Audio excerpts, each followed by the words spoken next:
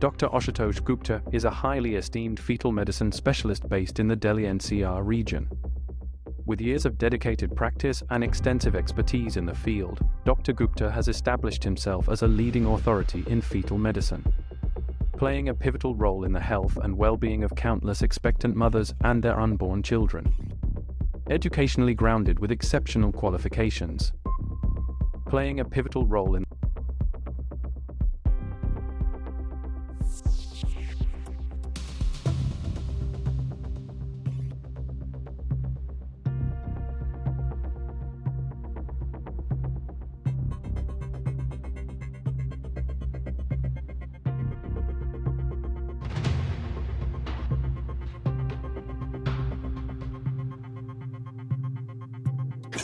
Hello everyone, I am Sariq Iqbal from Media 9 Network and you are watching India's first doctor-oriented show, Doctor Opinion, and opinion really matter.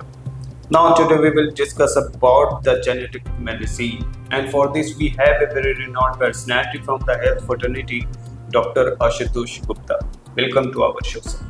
Thank you sir, आज हम बात करेंगे genetics medicine के बारे में. Generally बहुत rare सुना जाता है genetic medicine in health fraternity में.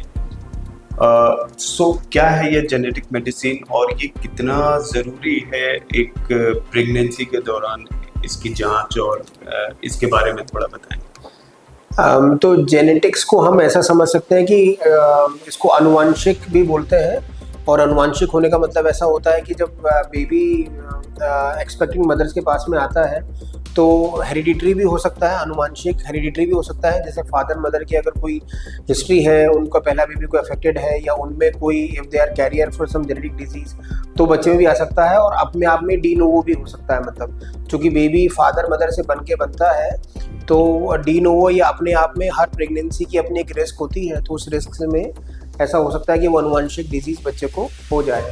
Right sir. सर, एक अगला क्वेश्चन है, क्या जेनेटिक डिसऑर्डर को डिटेक्ट करने के लिए किस तरह के टेस्ट होते हैं सर? इस पे थोड़ा विचार करें. नहीं डेफिनेटली, क्योंकि बिकॉज जिस तरह से लैंडस्केप चेंज हो रहा है और हमको ये पता ही चला है पोस्ट कोरोना, जिस तरह से हमने जो ये कोरोना जो वायरस है इसकी जीन की जो जीनोम सीक्वेंसिंग हमने करी है, and sequencing has been done all throughout the world, तो उस तरह से लगा कि जेनेटिक्स से काफ़ी पुश मिला है.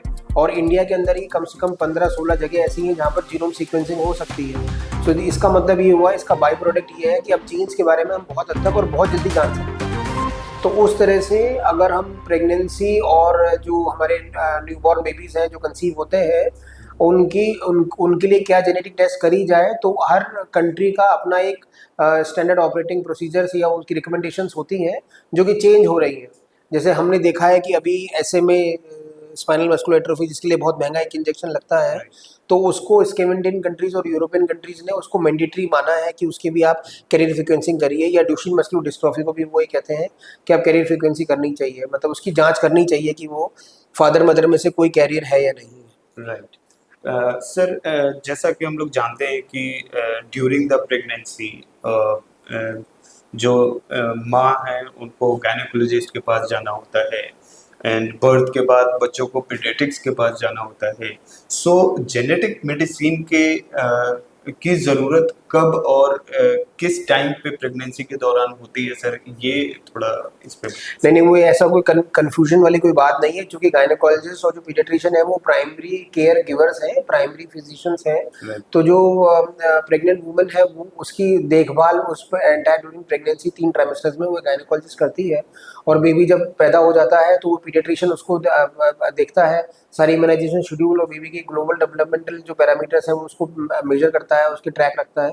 लेकिन एक जेनेटिसिस्ट होने का बीच में रोल ये होता है कि हम ये जानने की कोशिश कर सकते हैं कि क्या क्या स्क्रीनिंग टेस्ट आपके हुए हैं, आपकी फैमिली हिस्ट्री को देखते हुए आप किस चीज़ के लिए कैरियर हो सकते हो, और बेबी को कोई जेनेटिक बीमारी है या नहीं इसकी हम जांच कर सकते हैं और उसकी रोकथाम भी कर सकते हैं. Right sir. एक और महत्वपूर्ण क्वेश्चन है, जैसा कि क्या फैमिली हिस्ट्री का रोल होता है हमारे बेबी के जेनेटिक्स हेल्थ टाइम? हाँ बिल्कुल होता है. जैसे अभी बहुत recently we came across with a family जिसमें उन्होंने आपस में रिश्तेदारी में शादी थी जिसको हम कंसैंग्यूनिटी बोलते हैं, और हमने ये पाया कि they had come for a prenatal diagnosis for one child, उनका एक बेबी की डेथ हो गई थी, अगला जो बेबी है वो 9 महीने की जो चाइल्ड थी उसको कोई परेशानी थी, कोई जेनेटिक टेस्ट करने से ये पता चला कि उसको एक जेनेटिक या अनुवांशिक बीमारी है, ठीक है। तो उसको पता करने से ये होता है कि हम उसका जो जो प्रेग्नेंट मदर इस टाइम पे प्रेगनेंसी कैरी कर रही है, हम उसकी भी जांच करके उसको बता सकते हैं। तो इसका मतलब ये हुआ कि हम जो एक अफेक्टेड बेबी है, अगर वो मदर वो प्रेगनेंसी अगर वो बेबी अफेक्टेड है और उसको कैरी करती है, तो हम इसकी जांच करके हम उनको बता सकते हैं कि आप का बेबी अफेक्टेड है या नॉर्मल है, और तो ऐसी मदद आपकी हो सकती है। राइट। सो बहुत ऐसे इफेक्टेड बेबीज का पता चलता होगा, जिसमें कुछ ऐसे इफेक्टेड बेबी होंगे जिनको सही किया जा सकता होगा as a fetal medicine, right, and कुछ को सजेस्ट किया जाता होगा कि आपके लिए एबॉर्शन कराना सही है। तो इस पे थोड़ा सा बताएं कि किस तरह की इफेक्टेड होते हैं बेबी। जो बीमारियां हैं, जैसे कि हम थैलेसीमिया के बारे में बात करते हैं, तो थैलेसीमिया काफ़ी कॉमन सी बीमारी है। 550 में से कोई एक आदमी कैरियर हो सकता है। अगर हस्बैंड वाइफ दोनों कैरियर हैं तो 25% ये पॉसिबिलिटी है कि जो मेरा बेबी मैं कैरी कर रहा हूँ वो थैलेसीमिया मेजर हो।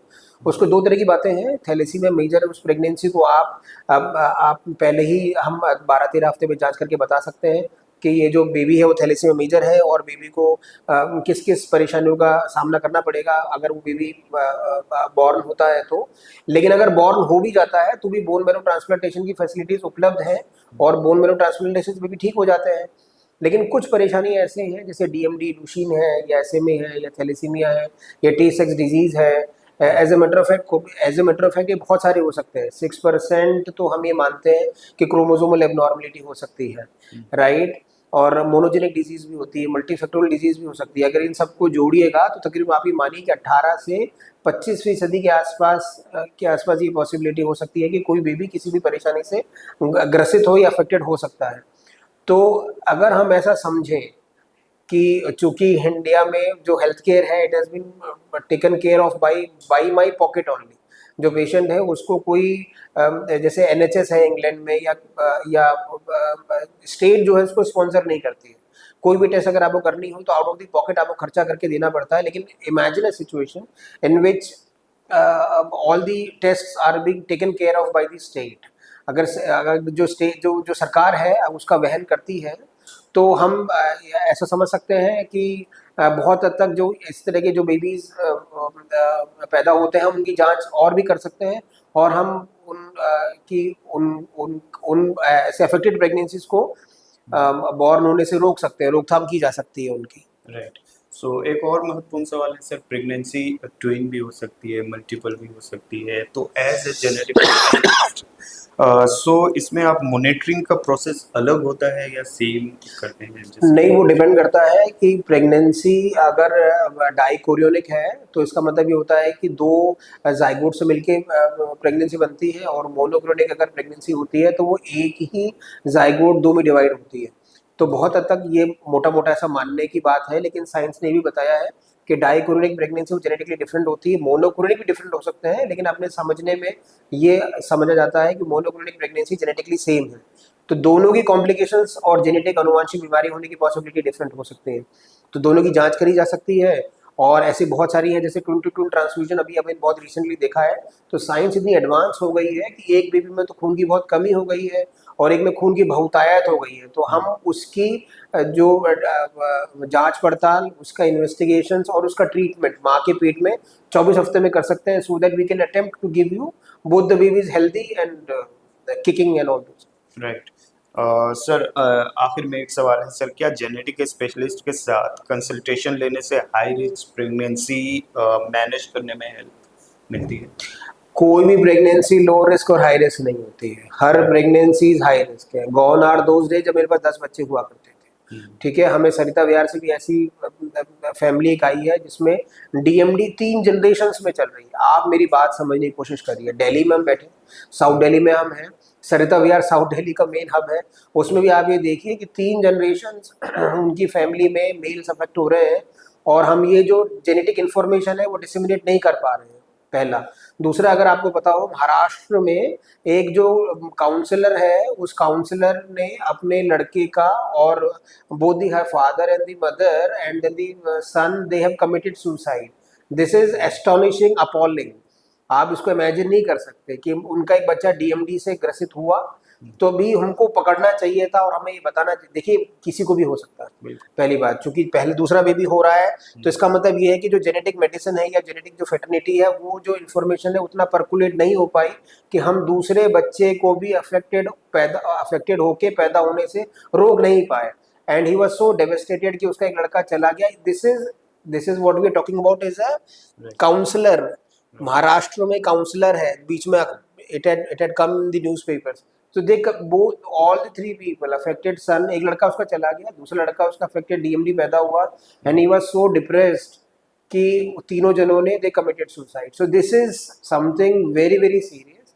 और हम तो थैलेसीमिया रेडिकेशन की बातें के बारे में बात कर रहे हैं। तो जब तक हम SMA करियर जब तक जो कॉमन जेनेटिक डिजीजेस हैं उनकी करियर स्क्रीनिंग नहीं करेंगे तो हम प्रीनेटल नहीं कर सकते। और हम 31 अक्टूबर हर साल को हेल्दी फीटस डे बनाने लगे हैं, राइट। आप ऐसा समझिए कि एक साइंस ने बताया है कि अगर कोई एक जेनेटिकली एबनॉर्मल बेबी अगर बॉर्न होता है जिसमें इनबॉर्न एरर ऑफ मेटाबॉलिज्म कुछ भी हो सकता है, तो वो तकरीबन 30 जो नॉन कम्युनिकेबल डिजीज है, सर्दी खांसी जुकाम में जो स्टेट पैसा खर्च करती है, तो 30 टाइम्स वो उसका सारा पैसा लेती है। अभी भी देखिए रेयर डिजीज फाउंडेशन बन रही है, सरकार तकरीबन 50 लाख पर चाइल्ड कुछ नोडल सेंटर्स हैं जो बनाए हैं, उसके अंदर रेयर डिजीज का फंड उनको प्रोवाइड कराती है।